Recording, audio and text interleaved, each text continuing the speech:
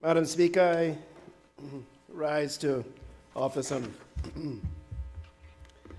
brief comments. I know that doesn't mean much this evening. On private member's motion number 10, lack of confidence in the government brought by the Honourable Leader of the Opposition and seconded by myself. Madam Speaker, if I could crave your indulgence to read a poem before I start. A poem written by George Crocus, entitled "The Sinking Ship." The ship is sinking, and we all have to get out. I wonder if there are enough lifeboats about that are able to take us safely to the distant shore, where we may live happily for a while once more. The old boat is going down, as it has had its day, and all that we know and love is passing away. It seems strange and sad how this has come about, but the evidence is clear without a shadow of doubt. For those who have been prepared, the way is certain, but for those who are not, there are invisible curtain between them and that to where they could be going, as the paths to that destination are not at all showing. There's been too many changes in a world gone mad, and so many of them have only turned out to be bad. And when people think too much of themselves and so little of others, they perpetuate ignorance which neglects that we are all brothers and sisters. As people also demand more than personal things of need, it usually only results in satisfying an obsession with greed. If this is too strong a statement to which many will object, there are subtle implications that will prove it to be correct. Some individuals' transitions will provide the necessary step to begin, as this will set the example for other things to follow suit and be akin to the general trend that usually determines the way and pace, which gains momentum at times for most of the human race.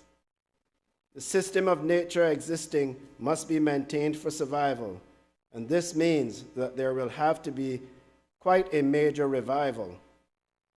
As there's really no such around which we now all stand to lose, if we don't do anything about it, there'll be nothing left to choose. In viewing the situation clearly, we must all understand the cost of everything we have now before it's all forever completely lost. And if this seems too much for now, for most people to consider, then it will be more so when there is no alternative to deliver.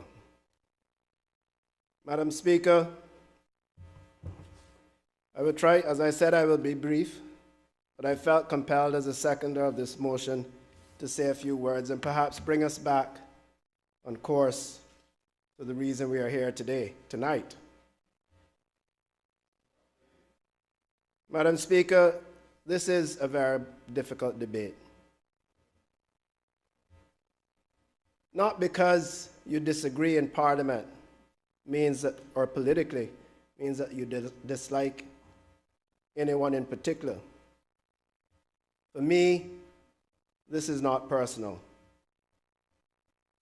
Persons on the other side are Caymanians. Our political views may not align, but that doesn't mean we have to dislike each other. Madam Speaker, on Sunday, with many of you, I attended the Remembrance Sunday parade. And as I watched the Coast Guard, the regiment, the Cadet Corps, RCIPS, the prison services, our Cub Scouts, Girl Scouts, and so many more, young and old, and in particular our veterans. I had a sense, or I had a deep feeling of emotion took over me. And my colleague, Dwayne Seymour, sitting next to me, thankfully earlier I had said that I can't stop sweating because I started to wipe furiously at my face with my handkerchief. But it was the emotions, Madam Speaker. And it was a sense of pride I felt watching that parade. Sense of pride being a Caymanian. But I can't help but believe that some of the emotions was because of the task ahead of myself and my colleagues in the days to come, and possibly in the days following today. Madam Speaker, many people have expressed that they want to change, just like they did after the election. In fact, on Friday, I was having lunch in a restaurant. It was quite busy, and I stepped out onto the street to take a phone call, and I was shocked when a person stopped their car in the middle of the busy Georgetown street to jump out and to come and high-five me and tell me, "Go get him, go get him." And I had to retreat back into the restaurant because every time people were passing, they would cross the street or they would come over and say, "You're doing a good job. Let's get this done, let's get this done." But yes, those who support us will say that to us. Those who don't support us will have another tone. But what I can say, Madam Speaker, is that something is wrong. Something is wrong, Madam Speaker. Madam Speaker, the Premier spoke about all of the rumors, all of these things that seem to have happened in his caucus or his cabinet. They can't all be lies, or they can't all be made up. We have an old saying, where there's smoke, there's usually fire. The press has covered these things. We have seen them played out here in this very Parliament. We've watched it in amusement across the floor. We receive the messages from our Caymanian people who have watched it in amusement on the television or on their smartphones. And Madam Speaker, they are talking about it. Something has to be done. They're not saying we have to take over. Some do say that. Our supporters say that. But they're saying something has to be done. And Madam Speaker, people are tired of hearing about our problems. People are tired of hearing about PAC's problems. Tired of hearing one rumor after the next. I'll indulge the Premier. One rumor after the next. One controversy after the next. I'll send you all of our videos, Minister, so you can see what we say. We say it on video. We say it on the record. Madam Speaker, they're tired of hearing about our problems. They're tired of us being here tonight debating this. In particular, our younger people. They don't want to hear anymore about our problems. They want to hear us talking about their problems and how we are going to resolve their problems. And may I be brave enough to say that we cannot resolve their problems if we're sitting fighting amongst each other. And I'm speaking in particular about the members on that side.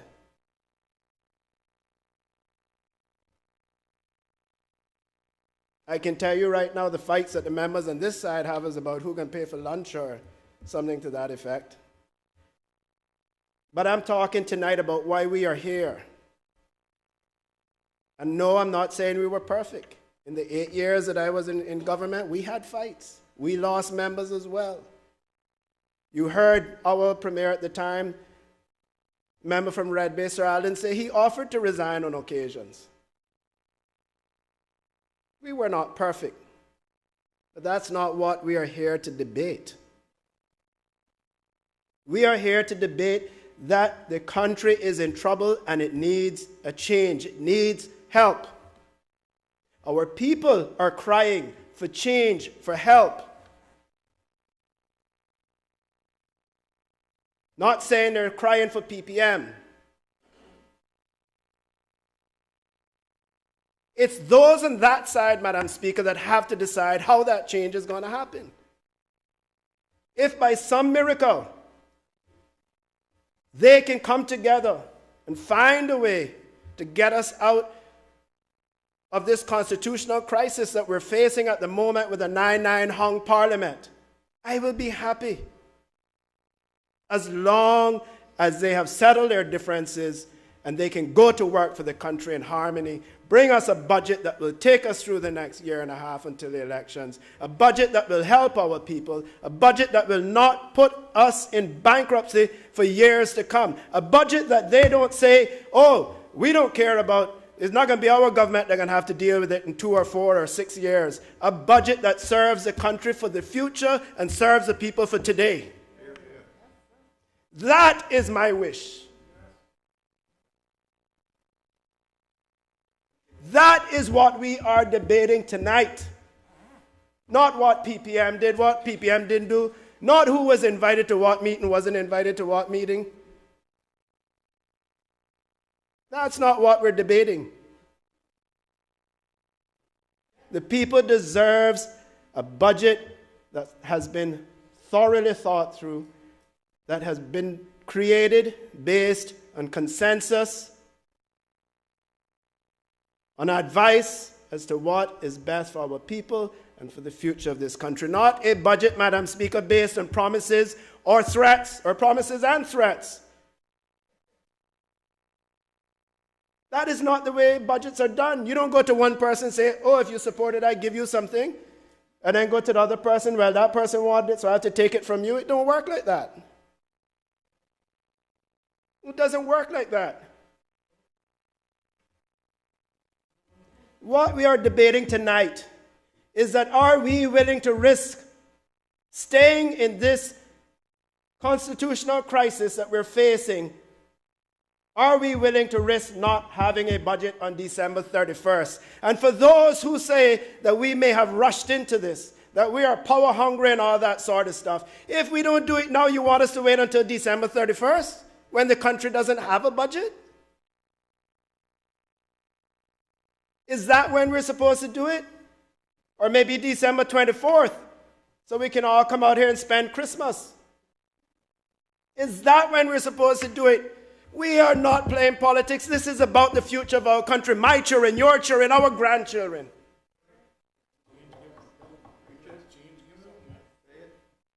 I want to know, Madam Speaker, tonight, is everyone on that side satisfied and confident that they have agreed on a 2-year budget that will serve the people of this country,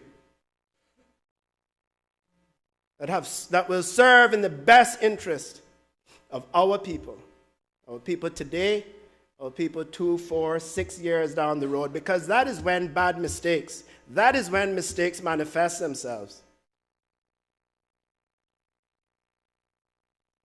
Madam Speaker, it's not about building things to put your name on it, or look what I did. One of the largest line items in my first budget was for memory, for the central data system in the government administration building. It had been ignored for years. On top of that was a renewal of licenses so that we could update our systems. You know why these have been ignored for years? Because no one can put their name on it. You can go put your name on a computer down and or mainframe down in the basement. Nobody ain't gonna see it. But it took up a large part of my budget in the first budget that we addressed. And that's what you have to do. Because it's not always about putting your name on something, Madam Speaker. There's been a lot of discussion about how we got here, Madam Speaker, so I won't go over that again. I won't talk about this 16-1 vote and all those things, Madam Speaker. I'm not going to go into that this evening. Madam Speaker, I ask the Premier this. Hand on heart, Premier, do you feel that you are, or do you even feel that you're accomplishing your own objectives, your own environmental agenda?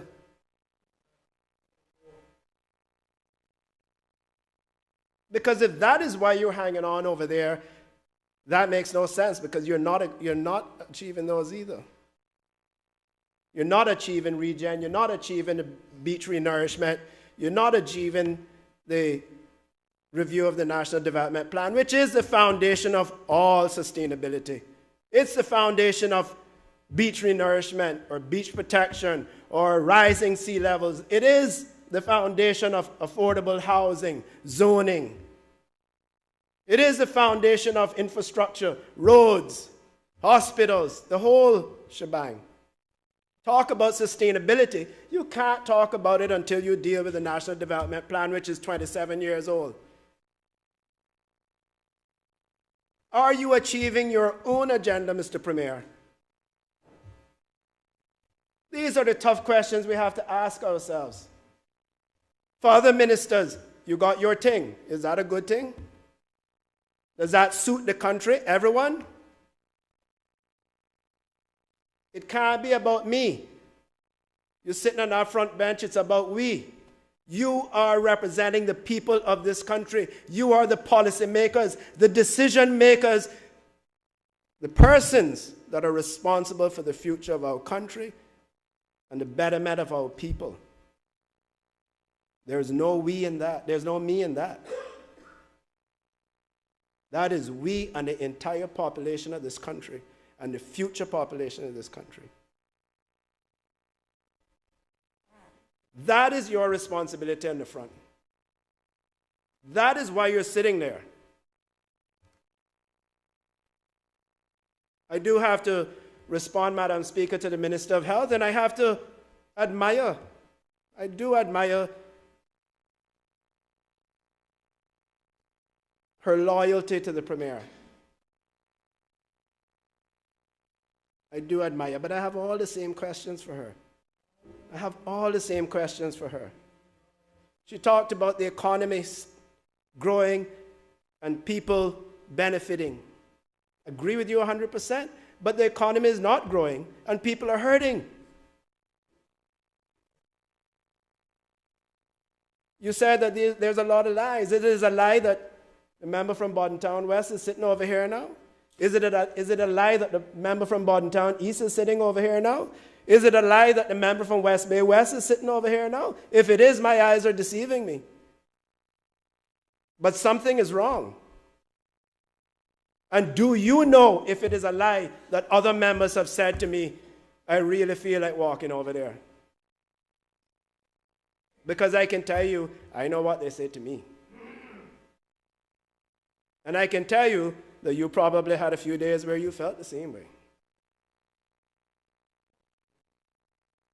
The only thing that we can all sit in here tonight and say is the very truth, because each one of us in here, I hope, can count. And the one truth we can all agree on is that there is 9 over there and 9 over here. Unless someone knows something different. But we can all agree on that. That is the truth. And that is the predicament that we are in. That is what we are debating tonight. How do we get past that? Where does the blame fall? The Premier has fired, sorry, he didn't fire anyone. The Premier has done what he can do. He has reshuffled. People have left his cabinet. So maybe that has been exhausted. Maybe we need to start looking at what is the root cause of the disharmony in the PAC government. Or someone has to stand up and say, it's me. Someone has to demonstrate that they are willing to put country first. And say, it's better I'm not in here because I'm not helping. It's better I'm not sitting in this cabinet because it's not helping. I'm not doing good for my country by being here. I fundamentally do not agree with what's happening. It's better I do not be here. Someone has to. Because what do we do next? Kick the can down the road? Pray for a miracle that somehow a 10th person show up on one side or the other? And then we have to deal with it then if they show up on this side? Or do we wait until, as I said, December 31st when we have no budget? Or days before that when the budget can't pass? God forbid. God forbid one of you on the other side become ill or something. The country cannot pass a budget because you are not here. And we're not talking 6 months down the road, We're not talking next year. We're talking we should have been in Parliament 2 weeks ago. We should be debating the budget now. That is what I'm talking about. That is what we are debating tonight. That is what we are crying out for people and saying the country deserves better. One of my colleagues indicated that we are watched as one of the leading overseas territories. The UK has basically appointed us as a model for other overseas territories to follow. First responders for natural disasters, you name it. Sometimes they use us to show to prove a point and then force others to follow suit. But how embarrassing is that? How embarrassing is it? The rest of the overseas territories, the rest of the region, watching us, a hung parliament, and nobody can do nothing about it. What form of democracy is this? My good friend over here to my left, member for Bodden Town East, always talks about we're dumbing down politics. Well, I heard the member, the Honorable Minister of Health, she was spelling it out. Dumb, dumb, dumb. We're dumbing down politics. Madam Speaker, I said I would not be long. So I will close with this, Madam Speaker. You were there on Sunday at the remembrance ceremony. And another proud moment was when they played the audio tape from I call him Mr. Harry. I had the privilege of serving in Rotary with him, and I loved sitting with him in the pre-Rotary meetings and post-Rotary meetings, listening to his stories. And I was listening keenly to the audio tape of the story, some of his stories from when he served in the Trinidad Regiment during World War II, where they were responsible for going out and piloting in the warships. And he said that there was a submarine that used to just sit off the coast and would pick these warships off, sometimes picking them off as they were coming in to the harbor. Madam Speaker, he said one day they went out and they hooked up a warship to tow it in. It had been damaged. And they were towing the warship in when a torpedo struck it. And Madam Speaker, the warship started to sink. And it started to pull down the tug. It started to take with it all of the people that went out to rescue it. And Mr. McCoy, I cannot remember the gentleman's name, in his story said another brave Caymanian, quick-thinking Caymanian, went and got the fire axe and with one swoop chopped the rope separating the tug from the sinking destroyer, saving all those on board the tug. Madam Speaker, I am looking for those brave Caymanians over there tonight to chop that rope. Save the tug. Save what is left. Just like that gentleman did that night. Thank you, Madam Speaker.